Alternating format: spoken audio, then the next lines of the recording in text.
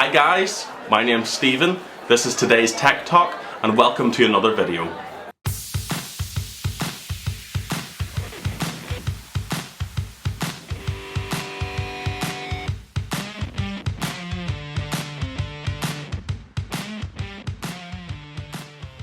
In today's video we're going to look at a Google account. So what a Google account exactly is, how you use it and how you get one set up. So what is a Google account?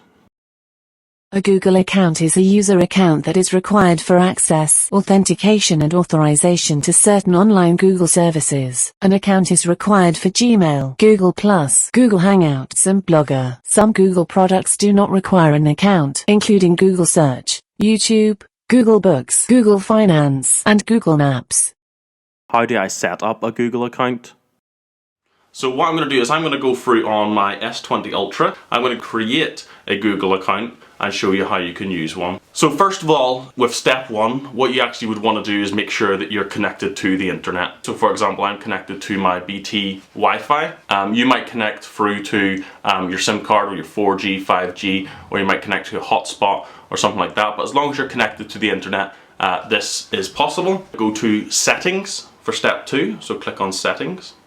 If you scroll down to accounts and backup, and you'll see where it says accounts and backup. If you click accounts and then you can click add account, and then it asks you what type of account you want to add. Today what we want to do is add a Google account. So if you click on Google, check your phone to see if you've got any existing accounts there. So click create account on here. For myself, I'm going to put our name. I'm going to click next. It's going to ask your date of birth, so obviously put in your real date of birth there. So this is first of all going to be for your email address. Then what's going to happen in the next step is you're going to be asked to create a password. Okay, and then it's going to ask you, do you want to add in a phone number? So if you do have a phone number you'd like to link to this, perhaps if you forget your password, this can be quite handy. So I'm just going to skip this at the minute.